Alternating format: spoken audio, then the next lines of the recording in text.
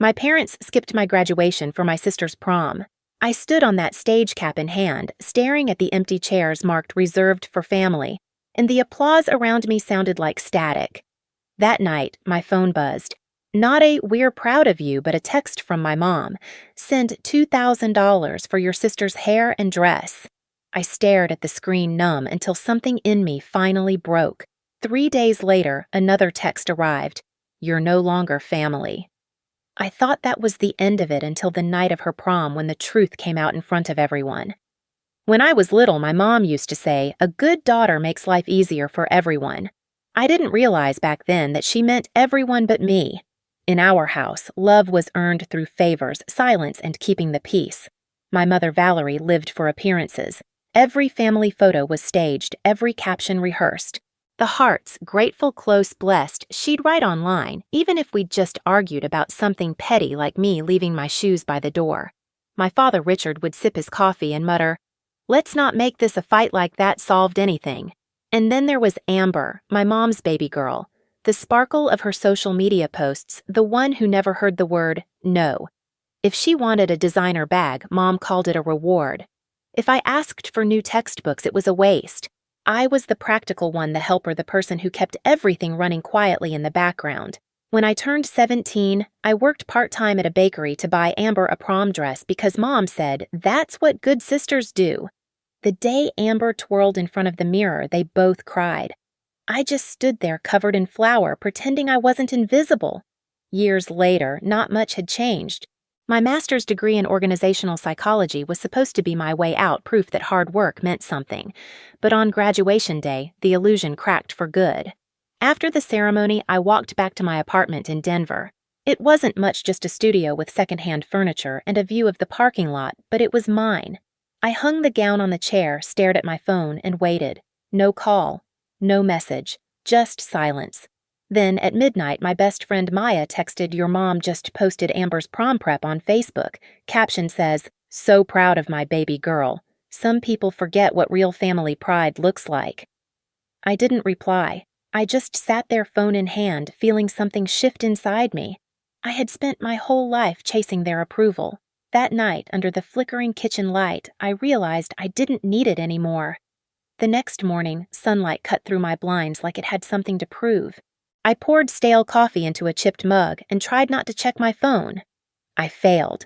There it was, a new message from my mother. "Need $2,000 for Amber's prom hair makeup limo dress. No good morning, no how was your graduation, just a demand." I read it 3 times, blinking like maybe I was imagining it. I typed, "You missed my graduation." Her reply came fast, "Don't make this about you. Family helps family." I laughed, quiet, bitter. Family helps family. That was her favorite line. Translation, you sacrifice. We benefit.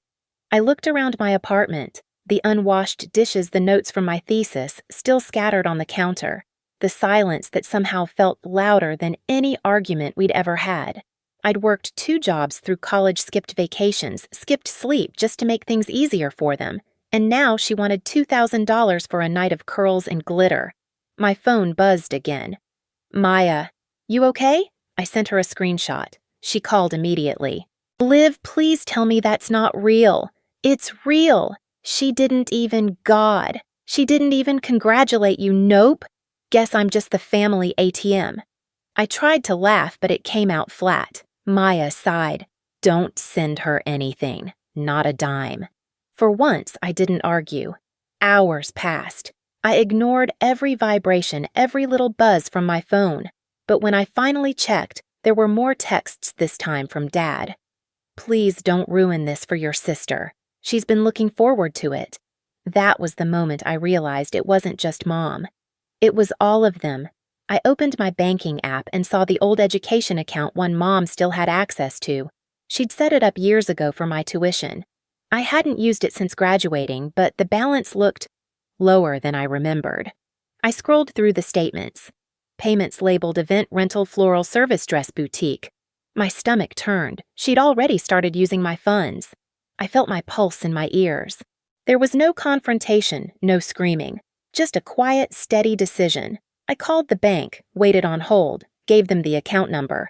When the operator asked, "Would you like to remove the secondary user?" I said yes.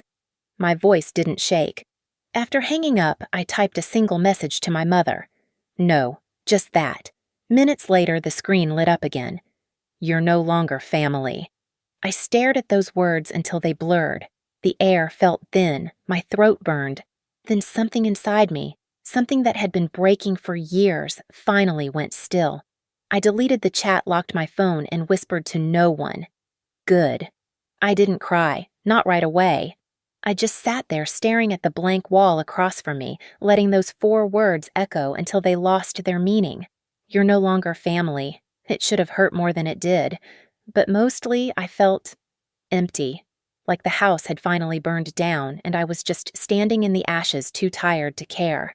My phone buzzed again, Dad this time. I didn't answer, but his voicemail played automatically. "Liv, your mother's upset. Don't take what she said so seriously." "You know how she gets." I closed my eyes. That sentence, "you know how she gets," had been the soundtrack of my childhood. I got up, walked to the sink, and dumped my untouched coffee. The sound of it hitting the porcelain was sharp final. Then I grabbed my laptop and opened the browser. The old education account was still linked, still labeled Olivia Hart Scholarship Fund. My name on the top. My mother's access right beneath it. I scrolled through the transaction list again. $600 to Emerald Gown Boutique, $900 to Plaza Hotel Catering, another $400 labeled Beauty Lounge, all processed within the past week. For a moment, I just stared at the screen, my heart thudding slow and heavy. She hadn't even waited for permission. She'd already taken everything she wanted. My cursor hovered over the option. Remove authorized user. A warning popped up. This action cannot be undone. Good. I clicked. Confirmed. Entered my password. The confirmation banner appeared. Access revoked. Valerie Hart removed. It was quiet after that, almost peaceful. I leaned back in my chair and let out a shaky laugh. Not because it was funny, but because it was the first time I'd ever stopped her. A message from Maya appeared seconds later. "How are you holding up?" I typed back lighter. She sent a heart emoji. "Then you did the right thing. Don't let them guilt you again." I didn't plan what came next. I didn't need to. Prom night was 2 days away. My mother had no idea the account was closed. She would show up smiling for the cameras, proud of her perfect night, unaware that the spotlight she loved so much was about to expose her. For the first time, I wasn't scared of her reaction. I was curious. The Denver Plaza looked like a chandelier had decided to become a building, glass gold soft uplights crawling up marble columns. Limos fed a stream of teenagers in glitter and tuxes to the red carpet. Parents hovered with phones up recording proof of a perfect life. I walked past the revolving doors with my hands in my coat pockets and the confirmation email open on my phone. Access revoked. Valerie Hart removed. Time-stamped. Clean. Precise. I could have gone home. I didn't. I found a cafe across the street, sat by the window, and watched the ballroom fill like a snow globe. Music. Laughter. Curated joy. Through the glass, I saw Amber step out of a white SUV in a silver gown that caught every light like a mirror. She flicked her hair, posed for pictures. My mother hovered beside her in a fitted navy dress, shoulders back, that fixed social smile glued in place. She waved to someone, then angled Amber so the lobby chandelier framed them just right. Even from here, I knew the caption she was already drafting. Proud doesn't begin to cover it. I sipped water and glanced at the time. Transactions for events this size usually ran on a scheduled deposit earlier in the week, final capture at check-in, or before the big moment. The bank had told me what would happen when a charge hit a dead authorization. Nothing dramatic, just a decline. A bland little word that closes doors. The band slid into a slow pop ballad. Teens drifted to the dance floor, arms awkward, faces earnest. Through the window, Valerie moved like a stage manager, whispering to the MC, to a coordinator, to a server carrying a tray of pink drinks. She looked like the woman she believed herself to be, the engine of the evening. The cafe door chimed. 2 hotel staff in black vests rushed in to grab more napkins. One of them spoke into a headset voice low. They were behind schedule on something. The server's eyes flashed past me like mercury, then they disappeared back into the lobby. I opened my email again, read the line I'd already memorized. Cancellation effective immediately. It wasn't anger that warmed me. It was the neatness of a boundary finally held. I paid for the water and walked across the street. The lobby smelled like gardenias and new carpet. A bored security guard lifted a hand. I lifted mine back like any other stranger cutting through to the restrooms. I didn't need to be anywhere. I just needed to be near enough to hear when the first crack formed. The ballroom doors were propped open. I stood in the shadow of a palm arrangement. Colored lights swung across a wall of white drape. The MC spray tan tux teeth boomed into the mic about memories you'll cherish for a lifetime. The coordinator clapped twice to cue something. A server sprinted to the tech table. A laptop screen glowed with an email client. The tech guy's finger hovered again. On stage, the MC lifted his hand. Before we move to our next dance, let's take a second to appreciate the people who made tonight possible. A polite cheer rolled through the room, and a special thank you to the Hart family for sponsoring. His smile faltered. He looked past the lights. The coordinator put a phone in his hand, whispering too fast, the words catching on each other. He nodded, still smiling to the crowd, then nodded again, not smiling. Actually, he said, the mic catching on a breath, I need just a moment. The band slid into silence like it had been trained for this. Conversations thinned to a hush. The room belonged to quiet now. A manager in a black suit stepped onto the side of the stage. He had the look of someone who only comes up here in case of fire. He took the mic from the MC swallowed once and chose formal. Good evening, he said. I'm sorry to interrupt. We're experiencing an issue with the event payment. We just attempted to run the final authorization. It was declined. The word fell like a plate. He kept going professional to the bone. For transparency, our system shows the cardholder name on the file as Olivia Hart. 100 heads pivoted like a flock. I felt the air shift toward me, though I stood in the dark. Valerie's neck snapped toward the manager. She raised her chin. That's my older daughter, she said, voice bright with fury masquerading as charm. She set up the education account years ago. There must be a mistake. The manager didn't argue. He held up his phone screen, tilted just enough for the front tables to see. We have an email confirmation of cancellation, he said. Signed by Valerie Hart, time-stamped 2 nights ago. He read the time. He read the subject line, authorization removal. Sound doesn't vanish in a room that big. It compresses. It becomes whispers with sharp edges. Someone near the stage said, "Oh my God." Someone else isn't that. Her Amber stood beside the stage stairs, clutching her bouquet, eyes as wide as the rhinestones on her dress. Mom, she said, half whisper, half warning. Valerie's smile died the way a candle dies. She reached for the mic. The manager took a step back. We'll resolve this privately, she said, her voice slipping out of its casing. My daughter deserves her night. The manager nodded regret, a muscle he'd used before. We'll resume as soon as the balance is settled. Valerie turned to the coordinator. Run it again. She turned to a man in a headset. Now. They tried. Of course they did. The tech table hummed. Screens refreshed. The band pretended to tune. A teenager coughed into his sleeve. The second decline came with a soft electronic chime no one could hear, then a third, then a fourth. Each little failure pushing the truth closer to the center of the room. Amber's lip trembled. Mom, she said again, smaller. Valerie finally looked out at the crowd. Parents she knew. Parents she'd lectured about charity auctions and bake sales. Mothers she'd told how to dress. Fathers she'd cornered about sponsorship tiers. For the first time all night, she saw them seeing her. Where is Olivia? Someone asked too loud. Isn't she the one with the degree? It wasn't meant for me, but my feet moved anyway. I stepped out of the shadow and into the fringe of light at the back. Valerie found me like a compass finds north. You, she said. It wasn't a greeting. It was an accusation with pearls. I kept my hands in my coat pockets. Me. You're doing this, she said, voice too calm. You're humiliating your sister. No, I said. You did when you used my account without asking. She took a step the kind you take when you think volume will make you right. I raised you. I fed you. This isn't a courtroom, the manager said gently, but he let us stand in the open anyway, because the room was already our witness.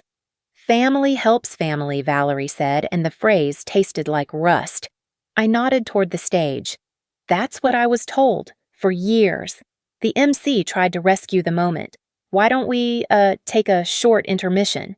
But it was too late for tidy transitions. Phones were up everywhere. Some aimed at me, more at Valerie. A few at Amber, her mascara cutting dark roads down her cheeks. Valerie lunged for a narrative. She's jealous, she told the nearest table voice pitching higher. She's always been jealous. She can't stand that her sister Stop, Amber said. It wasn't loud, but it cut. Just stop. Valerie blinked, thrown by the wrong person, revolting.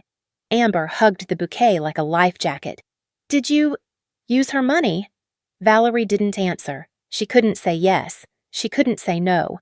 She ran out of verbs. The manager cleared his throat.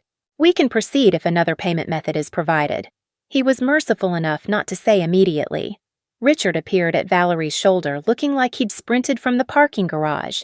He wasn't dressed for cameras.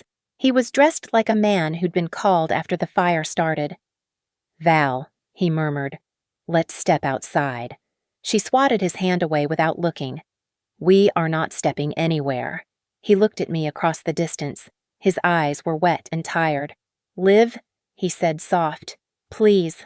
I had nothing for him. Not anger, not pity, just the stillness I'd earned. The coordinator whispered something to the manager who nodded and addressed the room again.